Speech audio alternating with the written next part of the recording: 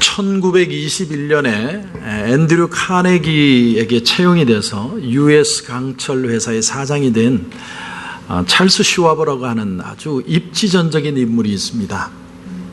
이분이 US 강철 회사의 사장으로 있다가 그 회사를 나와서 당시 가장 고전했던 회사 중에 베들레헴 강철 회사라는 곳이 있는데 그곳을 인수해서 미국에서 가장 높은 수익률이 나는 회사로 만들었습니다. 앤드류 카네기가 그 당시 1920년대 당시 그 찰스 슈와브에게 준 연봉이 최고였는데 그 당시로 연봉이 100만 불이었습니다. 그러니까 하루에 3,000불 이상씩 내가 돈을 버는 겁니다. 굉장히 유명해졌죠. 그런데 그 찰스 슈와브가 어느 날 프린스턴 대학에서 강연회를 가지게 됐습니다. 그 강연회에서 슈와브가 초롱초롱한 눈빛으로 자기를 쳐다보고 있는 프린스턴 대 아이들 학생들에게 자신이 일평생 살면서 아주 깊이 깨달았고 느꼈던 하나의 감동적인 교훈을 그 학생들에게 강연하기 시작했습니다. 자기가 어떻게 세상을 살아가면서 이렇게 난관을 이기고 지금처럼 이렇게 큰 성공을 거둘 수 있었느냐, 그 계기를 그 학생들에게 얘기한 겁니다. 그 이유는 이런 거였습니다. 자기 강철 회사에 아주 나이가 많은 독일 노인이 한 분이 있었습니다. 1920년대 그 당시만 해도 미국과 독일이 전쟁을 해서 아주 독일에 대해서 미운 감정을 가지고 있던 시절이었습니다. 그러니까 독일 사람 그러면 아주 그냥 미운 털이 박혀 있는 겁니다. 그런데 그 미국 회사에, 강철 회사에 독일 노인 한 분이 그곳에 같이 사원으로 일을 하는 겁니다. 그런데 미국 사람들이요, 그렇게 미워하는 겁니다. 생각해보면 그건 참 애매한 일이에요. 미국에서 태어났고 미국에서 산 사람인데 단지 독일 사람이라는 이유만으로 엄청난 학대를 받는 거예요. 어떤 날은 보니까 이 독일 노인이 진흙 구덩이에 처박혀 있는 거예요.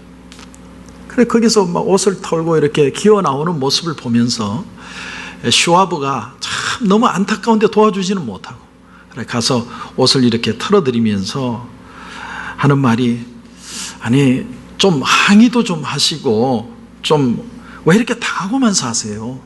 좀 자기를 좀 드러내시고 좀 자기 자리를 좀 찾는 게 좋지 않겠습니까? 그랬더니 그 노인이 하는 말이 이런 말이었습니다. 제가요 그냥 웃어주지요. 그냥 웃어주지요 뭐. 그런데 그 한마디가 굉장히 슈와브에게 큰 충격으로 탁 다가왔습니다. 이분이 그 노인이 한마디 한마디 일생일대의 삶의 좌우명이 된 거예요. 그래, 그냥 웃고 살자. 저 사람이 자기 말하는 거야. 이 사람 자기 분노를 터뜨리는 거야. 뭐든 나는 자유인으로서 그냥 웃어주며 살자. 그걸 진리로 깨닫고 한평생 어떤 일이 있어도 그냥 웃어 넘기는 철학, 여유 있게 웃으면서 살아왔더니 오늘 내가 큰 성공을 거두게 되었다. 여러분 어떻게 생각하십니까? 누가 나를 어떻게 대하든 나는 나로서의 존재 가치가 있다는 이 의식만 있으면 나는 이 세상 살만한 겁니다. 우리가 이 세상을 살면서 늘 느끼는 게 뭐냐면 참 세상이 불공평하다는 거예요. 불공평하다. 어떤 사람은 머리가 아주 샤프한데 비상한데 태어나기를 너무너무 가난한 집에 태어났어. 그리고 공부 한번 제대로 못하고 그저 남의 집 허드렛 일만 하다가 일생을 마치는 사람이 있는가 하면, 어떤 사람은 단지 부잣집에 태어났다는 이유 하나만으로 머리는 좀 나빠도 가고 싶은 데 다 하고 할 거 다 하고 비즈니스도 하고 또 실패하면 또 돈 대주고 그렇게 사는 사람이 있더라는 거예요. 또 어떤 사람은 태어날 때부터 타고난 체력이 있어서 아주 왕성하게 일을 하는데, 어떤 사람 태어나기를 장애인으로 태어나서 누군가가 도와주지 않으면 살아갈 수 없는 그런 사람들도 있는 거죠. 그런데 이런 불공평함, 참 세상이 평등하지 못하다고 생각되는 이 불공평함이 옛날에는 그 신분적으로 더 심했을 겁니다. 오늘 같은 자유사회에서도 우리 사람들이 바라는 게 뭐냐면 하나거든요. 신분 상승입니다. 오늘 나의 모습과는 조금 더 다른 업그레이드된 삶을 내가 좀 살고 싶다는 거예요. 누구나 다 그런 욕망이, 욕정이 있습니다. 그런데 오늘 말씀을 여러분 한번 같이 보시면 오늘 말씀이 17절에 이런 말씀이 나옵니다. 17절을 보니까 오직 주께서 각 사람에게 나눠주신 대로 하나님이 각 사람을 부르신 그대로 행하라. 내가 모든 교회에서 이와 같이 명하노라. 자, 여러분, 사람이 구하는 건 이 세상에서 자기의 형편이 좀 바뀌는 거예요. 내가 좀 더 풍성하게 살고 싶은 겁니다. 그래서 시집 안 간 처녀들의 유일한 중요한 생각이 뭐냐면 결혼을 잘해야 된다. 결혼을 잘못하면 완전히 싱사망치고, 결혼을 잘하면 already, always happy, 항상 해피하다. 그런데 이게 착각이죠. 현실은 철저하게 다르지 않습니까? 지금이야 많이 형편이 좋아졌지만 옛날에는요, 옛날에 목사님들의 그 배우자 우선순위는 이발사 다음이었습니다. 이발사 다음, 목사는. 옛날에 너무너무 못 먹고 사니까, 목사도 굶어야 하니까 순위가 이발사 다음입니다. 사람들은 누구나 어떻게 해서든 자신의 약한 부분을 강하게 해서 이 세상에서 좀 더 나은 삶을 살고 싶은 욕망이 다 있습니다. 그런데 오늘 사도 바울이 17절에 뭐라고 얘기하냐면 오직 주께서 각 사람에게 나눠주신 대로 하나님이 각 사람을 부르신 그대로 행해라. 여러분, 바울의 신앙적인 마인드는 이런 겁니다. 하나님은 은사를 각 사람에게 하나님이 나눠주신다라는 거예요. 다시 말하면 내가 없던 재능을 내가 개발을 해서 내가 만들어내는 게 아니라 하나님이 주신 것이고 우리는 일평생 살면서 그 사용 방법을 깨닫고 살아가는 것뿐이라는 사실입니다. 그렇다면 왜 그렇게 하셨느냐? 왜 하나님이 은사를 주셨느냐? 오늘 17절 다시 보시면 하나님이 각 사람을 부르신 그대로, 다시 말하면 사명을 감당하도록 이 땅에 내가 살아야 될 분명한 이유를 가지고 살아가도록 하나님이 나에게 은사를 주셨다는 거예요. 여기에 행하라는 말은요, 원어의 뜻은요, 걸으라 그런 뜻입니다. 걸으라. 이 말은 유대인 수고입니다. 유대인 수고. 유대인들은 예배가 마치고 나면 꼭 세 가지 퍼포먼스를 합니다. 그게 뭐냐면 첫 번째는 뒤를 돌아보고요, 두 번째는 하늘을 보고요, 세 번째는 앞을 봅니다. 예배를 마치면 항상 하는 퍼포먼스예요. 무슨 뜻이냐면 뒤를 돌아보고 과거에 나를 지켜오셨던 하나님을 묵상하는 겁니다. 하나님이 나를 정말 지켜주셨구나. 위를 보는 건 뭐냐면 오늘 현실이라는 이 현실의 삶이 너무 힘들고 고통스러운데 나는 현실을 보지 않고 하나님을 보겠다는 거예요. 나는 하나님을 바라보고 현실에 살겠습니다. 앞을 바라보는 건 뭐냐면 내 과거에서 현재까지 지켜오셨던 그 하나님을 믿고 내가 당당하게 걸어가겠다는 뜻이, 그게 바로 걸으라는 뜻입니다. 여러분, 우리가 은혜를 받는다는 건요, 그저 은혜 받으면 좋고 뭔가 느낌이 틀리고 아주 흥분이 되고 그런 느낌만 있는 게 아니라 하나님이 나를 부르시고 여기까지 오게 하신 것을 다시 한번 깊이 깨달아서 오늘 내 삶이 그냥 사는 삶이 아니라 하나님 앞에서 사명자의 삶을 사는 것이구나를 깨닫는 자리까지 가는 게 은혜입니다. 그게 은혜예요.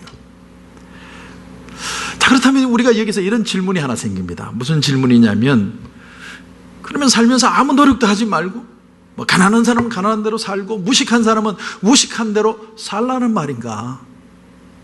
그렇다면 그렇게 산다는 것은 운명론자하고 우리하고 다를 게 도대체 뭐가 있느냐 하는 질문이죠. 그런데 오늘 말씀에 각자 나눠주신 대로 부르신 대로 살라는 말은 네 생긴 대로 살으라는 체념적인 의미가 아닙니다. 자, 여기서 정말 중요한 마인드가 필요한데, 정말 중요한 마인드는 뭐냐면 오히려 이런 겁니다. 하나님은 우리에게 꼭 필요한 것을 알고 계신다. 알고 계신다. 지금 내가 비록 어려운 가운데 있고 힘든 가운데 있고 하루하루 사는 게 너무 힘들지만 하나님은 그 누구보다도 내 처지를 잘 알고 계시기 때문에, 따라서 내가 하나님 앞에만 있으면 반드시 좋은 방향으로 하나님이 인도해 가실 것이다. 이 믿음을 전제로 하고 있는 겁니다. 옛날에 타잔이라는 영화가 있습니다. 타잔. 제가 정말 열심히 봤는데, 타잔이 또 배역이 바뀌어요. 배역이 바뀌었는데, 원조 타잔이 이번 주에 돌아가셨다는 기사를 제가 봤는데, 그 타잔 바뀔 때마다 꼭 나오는 장면이 하나가 있습니다. 그게 뭐냐면 늪에 빠지는 거예요. 늪에 빠지는. 근데 타잔이 빠지고 싶어 빠진 게 아니고 누가 빠졌다가 건지다가 자기도 같이 빠지는. 근데 늪에 빠지면 발버둥 치면 칠수록 더 깊이 빠져들어요. 그러니까 차라리 늪에 빠지면 가만히 있어야 돼요. 그런데 누군가가 가만히 있으면 나뭇가지라도 던져주면 내가 늪에서 빠져나올 수 있는데, 거기서 막 난리를 치면 더 빨리 빠져 죽는 겁니다. 성경은 이것을 얘기하는 겁니다.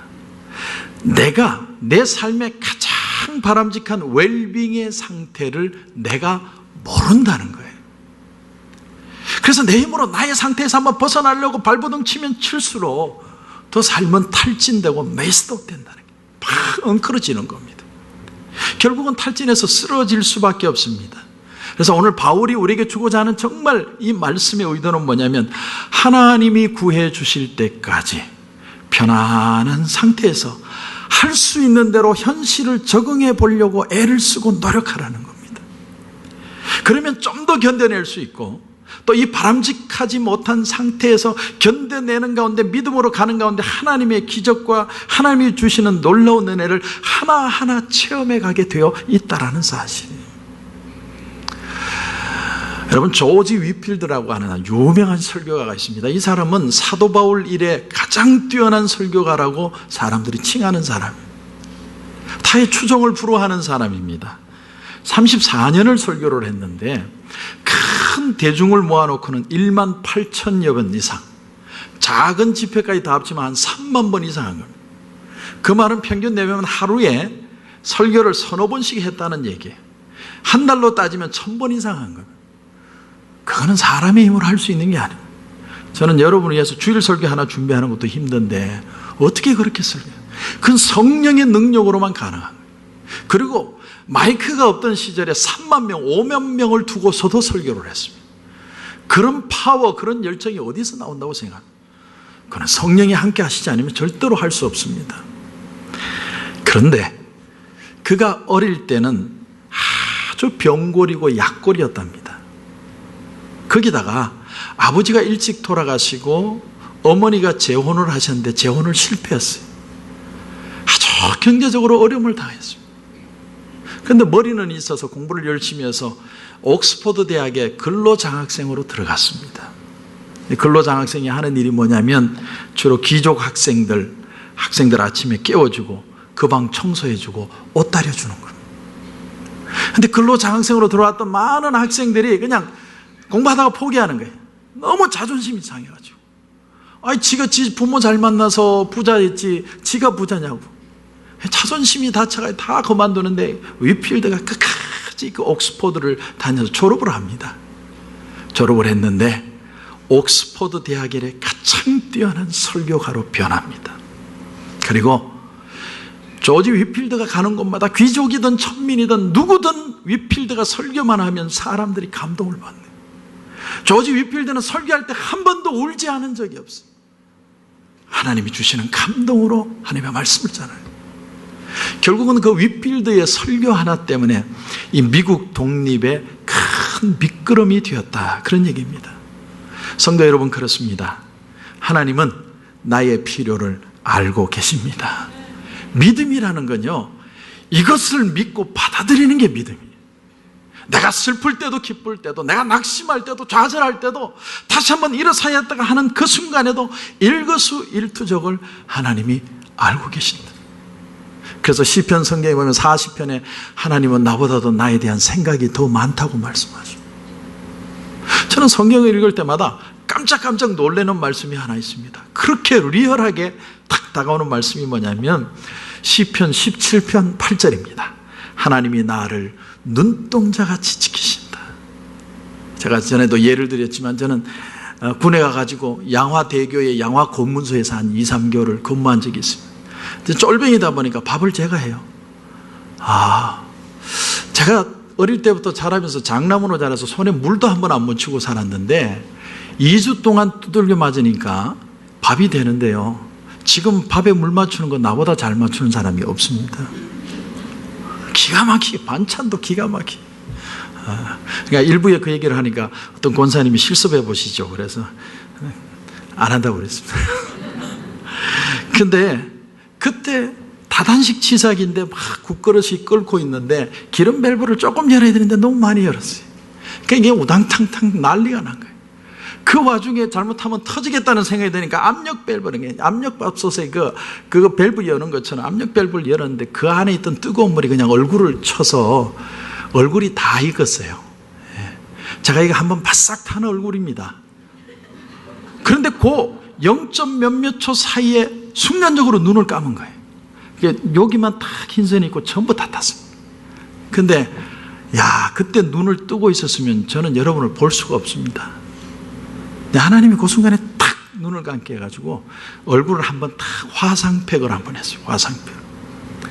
감사님께 어떤 부자 집사님이 얼굴 껍질을 한번 벗기면 피부가 깨끗해진다고 막 돈 들여서 벗기는데 저는 자연산입니다. 자연산.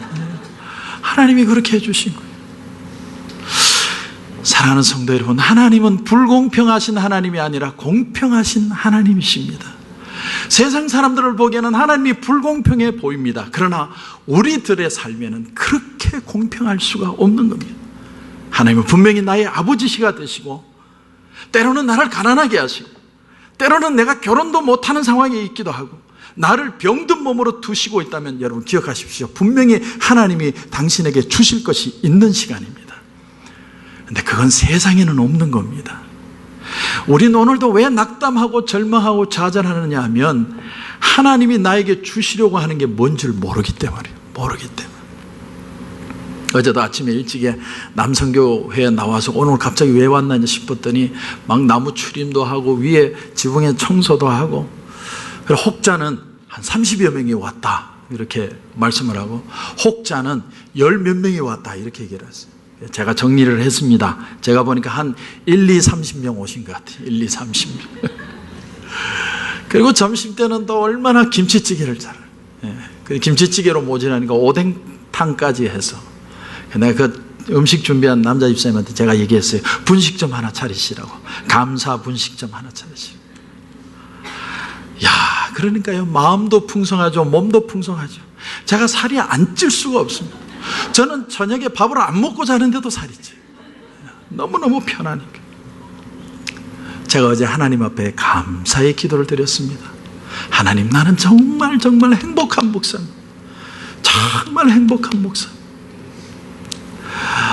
나는 생각만 했어요. 누구에게 이거 해달라는 얘기도 안 했는데 저거 좀 바뀌면 좋겠다 하면 누군가 와서 싹 바꿔놨어요. 바꿔요. 근데 일을 하면서도 기쁘게 일하세요. 나는 그게 얼마나 좋은지 몰라요. 우리의 삶을 가만히 보시면요, 하나님이 우리의 삶에 감사의 거리를 얼마나 많이 준비해 두신지 모릅니다. 여러분, 하나님의 백성들이 현실을 인정하지 않고 그 급에서 거기서 빠져나가려고 몸부림치면 결국 어떻게 되느냐 하면 하나님이 나에게 주려고 작정하신 그 모든 귀한 것들을 잃어버리게 되는 겁니다. 그래서 강한 사람이 남는 게 아니고 남는 사람이 강한 겁니다. 신앙적으로 얘기할까요?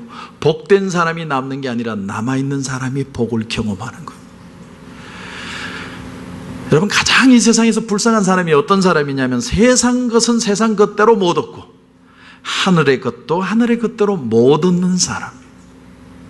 오늘 사도 바울이 결국 우리에게 말하고자 하는 게 뭐냐면 이 세상의 조건들은 조금 접어두고 한번 끝까지 하나님이 주신 현실을 받아들이면서 성실히 하나님을 따라가 보라는 거예요. 그러면 그냥 내가 이런 삶을 어쩔 수 없이 산 게 아니라 이 삶이 하나님의 부르심이었고 하나님의 소명이었고 내가 사명의 길을 걷고 있다는 것을 깨달을 수 있도록 하나님이 기적으로 은혜로 우리를 인도해 가신다는 거예요. 저는 저와 여러분의 삶이 하나님의 축복을 거머쥐는 삶이 되시기를 주님의 이름으로 축원합니다. 자, 오늘 다른 말씀 18절 19절도 한번 보십시오. 18절 19절. 할례자로서 부르심을 받은 자가 있느냐? 무할례자가 되지 말며 무할례자로 부르심을 받은 자가 있느냐? 할례를 받지 말라. 할례 받는 것도 아무것도 아니요 할례 받지 아니하는 것도 아무것도 아니로되 오직 하나님의 계명을 지킬 따름이니라. 사도 바울 당시에는요, 유대교로 개종하는 사람들은 꼭 할례를 받았습니다. 할례가 뭔지는 아시죠? 반면에 이방인으로서 예수를 믿게 된 사람 중에는 할례를 받지 않은 사람이 있었습니다. 유대인이 아니니까. 그런데 유대인들은 어려서부터 하나님의 말씀도 듣고 하나님의 말씀도 외우고 그렇게 디테일하게 신앙생활을 하는 모습을 이방인으로서 예수 믿게 된 사람이 보게 된 겁니다. 근데 이방인으로서 내가 예수를 믿게 돼가 너무 감격스러우고 좋았는데 그런데 유대인들을 보니까 철저하게 율법을 지켜가는데 왠지 그대들 앞에, 유대인들 앞에 가면 내가 부족한 것 같고 왠지 나는 예수 덜 믿는 사람 같이 느껴졌다는 거예요. 그래서 이방인인데도 할례를 하는 사람들이 있었다는. 근데 사도 바울이 무슨 말을 합니까? 오직 주께서 각 사람에게 나눠 주신 대로. 영어로는요, given status입니다. status. 자기 신분이라고 하는 것이 주어졌다는 거예요. 구약으로 얘기하면 구약에는 분복이라고 얘기합니다. 분복. 사람이 아무리 먹어도요, 그만큼 먹는 거고요. 사람이 아무리 가져도 그만큼 가지는 겁니다. 뿐만 아니라 어떤 사람에게는 많이 주어졌고 어떤 사람에게는 적게 주어졌습니다. 여기서 좀 더 나가면요, 모든 것은 내게 맡겨진 것이다. 유대인은 유대인으로서의 사명이 있고 이방인은 이방인으로서 이 세상을 살아가면서 사명이 있다는 거예요. 그래서 오늘 17절에 사도 바울이 말하는 건 뭐냐면 바꾸려 하지 말고 부르신 그대로 행하라. 이건 calling and culture라고 합니다. 그러니까 소명과 문화입니다. calling and culture. 내가 한국 사람으로 태어났으면 한국 사람이에요. 아무리 영어를 잘해도 나는 한국 사람. 유대인으로 태어났느냐? 유대인으로 살아라. 이방인으로 태어났느냐? 이방인으로 살아라. 굳이 유대인으로 바꾸려고 애쓰지 말아라. 내게 주어진 처지를 만족하면서 살아라. 조금 더 나가봅니다. 조금 더 나가보면 컬처는 컬처 맨데이트입니다. 컬처 맨데이트. 이건 하나는 우리에게 위임하신 거라는 거예요. 위임하신 것. 우리에게 미국 속에 사는 한국인으로서의 책임을 하나님이 위임하신 겁니다. 근데 이 자리가 소명의 자리예요. 사명의 자리입니다. 내가 이 속에서 한국 사람으로 부딪혀가며 나타내야 될 하나님의 뜻이 분명히 이 속에 있다는 거예요. 여러분이 미국 땅에 오시면서 내가 이민 땅에 가면 여기서는 내가 잘 안 됐지만 미국 가면 뭔가가 꿈을 이루리라 그런 생각하고 오셨을지 모르지만 여러분의 마음을 움직여서 여기 오게 하신 분은 바로 하나님이라는 사실이에요. 하나님이 여러분의 마음을 만지셨습니다. 여러분, 자유에는요, 프리덤에는 두 가지 개념이 있습니다. 두 가지 개념. 첫째는 freedom from입니다. 뭐뭐로부터의 자유. 뭐뭐로부터 자유하는 건요, 부정적인 자유입니다. 거기를 벗어나기 위한 자유. 또 하나의 자유는 freedom for입니다. 뭐뭇을 향한 자유. 뭐뭇을 향한 자유. 그래서 뭐뭇을 향한 자유는 뭐뭇으로부터의 자유보다 더 긍정적이고 아주 적극적인 의미입니다. 여러분, 자유라는 건요, 내가 좀 더 살기 좋고 좋은 환경에 가면 자유가 주어지는 게 아니라 스스로가 자유인이 되어야 자유를 얻는 겁니다. 오늘 여러분이 어떤 상황과 환경에 있습니까? 어디에 매여 있습니까? 나는 조그마한 수암이 조금 공간에서 나는 지금 일하고 있다. 나는 인생이 왜 이럴까? 이게 아니라 내가 좁은 공간에 살면서도 그 속에 내가 자유할 수 있다면 그 사람은 자유인이라는 거예요. 메인 삶을 메인 거로 느끼지 않고 그 속에서 하나님이 주시는 자유함을 느낄 수 있느냐. 제가 처음 예화로 드린 것처럼 독일 노인처럼 아무리 저들이 나를 괴롭혀도 나는 이 속에서 자유하며 살리라. 여러분, 기독교인이라는 게 뭐예요? 기독교인이라는 건 자유인이 된다는 걸 의미합니다. 근데 어떤 자유냐? 오늘 말씀 여러분 23절을 한번 보십시오. 23절.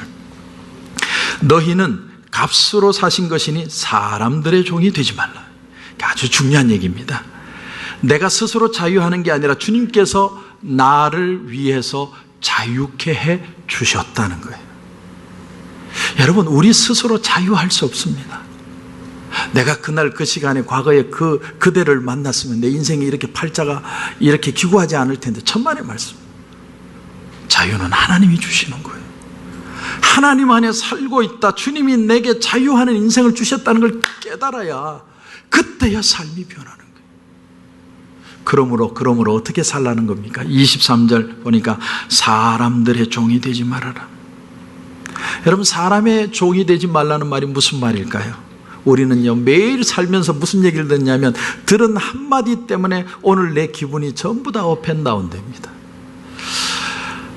참 얼굴이 행복해 보이시네요. 무슨 좋은 일이 있습니까?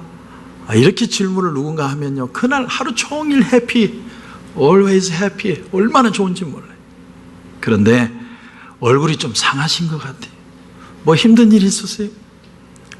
그 한마디 들어보세요. 그 하루 종일 기분이 꿀꿀합니다. 안 좋아요. 예. 지나가는 사람들이 다 믿게 보이고요. 얼굴이 왜 이렇게 젊어지셨어요? 그런 말에 현혹되지 마십시오. 여러분, 얼굴이 젊어졌다고 내 몸까지 젊어진 거 아닙니다. 좀 대충 살아요. 나에 대한 평판, 인기, 사람들의 대우, 내가 이만큼 했는데 보상받고자 하는 마음, 그런 것에 너무 매이지 말라는 거예요. 이게 사도 바울이 우리에게 주는 도전입니다. 주님 안에서 자유하는 자에게 하나님이 주시는 하나님의 축복이 있는 것을 알고 하나님의 축복을 기대하는 저와 여러분이 되셔야 될 줄로 분명히 믿습니다. 여러분, 다시 17절 보십시오. 그러므로 오직 주께서 각 사람에게 나눠주신 대로 하나님이 각 사람을 부르신 그대로 행하라. 우린 다 자기 분복이 있어요. 자기 복. 하나님이 우리 각자에게 주신 바운다리가 있는 겁니다. 건강도 나이도 지식도 능력도 재산도 다 한계가 있어요. 그런데 그 한계를 한계로 생각하지 않고 내 것이다라고 딱 받아들이는 순간부터 그 속에 하나님의 경륜이 이해되기 시작하고 그 속에서 하나님의 뜻이 깨달아지기 시작하고 그 속에서 내 속에 잃어버렸던 은혜와 기적들을 체험하기를 시작하게 된다는 것입니다. 내 삶 속에 하나님의 사랑이 있습니다. 제가 미국을 와서 제일 먼저 받은 문화 충격, 컬처 샥이 뭐냐면 이런 거였습니다. 빨간불이 파란불로 바뀔 때까지 차들이 서 있더라는 거예요. 한국은 안 그렇거든요. 빨간불이라도 내가 갈 일이 있으면 가야 돼요. 그렇잖아요. 차가 한 대도 없는데 아무리 뭐 그래도 밤이 야밤이나 새벽이나 차 없으면 가는 거죠. 불 색깔이 중요한 게 아닙니다. 우리 한국 사람은 그렇게 삽니다. 그런데 미국으로 오니까 교차로에 차가 한 대 딱 섰는데 신호등 파란불 바뀔 때까지 기다리는 거예요. 안 갈 거면 좀 비켜놔 주지. 비켜주지도 않고 다 버티고 있다. 막 그런 생각이 막 드는 거예요. 그런데 그때 제가 한 가지 딱 깨달음이 왔습니다. 그게 뭐냐면 한국에 있을 때는 법이라는 건 나를 괴롭히는 게 법이에요. 어떻게 해서든 법대로 안 사는 싶은 거예요. 그런데 미국 와서 내가 깨닫게 된 사실이 뭐냐면 법은 나를 위해 있는 것이기 때문에 내가 지킨다는 거예요. 여러분, 신앙이라는 건요, 자율적인 겁니다. 자율적인 거. 그분이 나를 위해 죽어 주셨기 때문에 그 은혜가 감사해서 내가 그분을 위하여 살아갈 수 있게 되는 겁니다. 이 일에 자율이 있고 이런 자세가 돼야 내 삶이 가치 있고 행복해질 수 있습니다. 저는 저와 여러분이 자유하는 신앙인이 되시기를 주님의 이름으로 축원합니다. 지난 금요일에 양복선 권사님 헬스케어 센터에 가서 권사님을 만나 뵀는데 권사님이 그런 말씀을 하세요. 남들은 무릎 수술하고 난 뒤에 3개월이 아프다고 그래요. 그래서 아파서 아이고야 막 어쩔 줄 몰라 하는데 옆에 있는 할머니는 양 권사님보다도 더 일찍 들어오셨대요. 그런데도 일어나질 못해요. 권사님이 저한테 무슨 얘기를 하냐면, 목사님, 나는 첫날부터 걸었어요. 둘째 날은 이렇게 의지하는 거인데 그거 치우고 그냥 혼자 화장실 갔다 왔어요. 그래서 병원에 있는 사람들이 다 놀래요. 미시즈 양, 서프라이즈, 대단하다고. 그런데 목사님, 내가 왜 그렇게 한 줄 아세요? 내가 왜 그렇게 한 줄 아세요? 내가 그런 모습을 보여주는 게 진짜 필요하겠다. 그게 전도라고 생각했다. 그래서 내가 그렇게 했습니다. 나는 권사님 말씀 듣다 은혜 받았습니다. 내가 병원에 있어도, 내가 고난 가운데 있어도 그 속에서 우리가 최선을 다해서 사는 겁니다. 왜? 이 속에 하나님의 뜻이 있고 이 속에 하나님의 경륜이 있고 내가 그렇게 믿음으로 살아가면 그 속에 하나님이 수많은 기쁨을 숨겨두셨기 때문에. Freedom for God, 하나님을 향한 사랑. 여러분, 이 비밀을 다시 깨닫고 오늘 현재의 상황을 받아들이십시오. 그러나 당당하게 주님 안에서 주님과 함께 걸어가는 겁니다. 그러면 여러분 알게 돼 있어요. 하나님이 어떻게 역사하시는지, 어떻게 만지시는지, 어떻게 기적을 이루어 가시는지를 하나님이 체험하게 하시는 겁니다. 저는 저와 여러분이 참 자유자의 삶, 예수 믿는 기쁨이 자유자의 기쁨이 될 수 있기를 주님의 이름으로 축원합니다. 기도하겠습니다.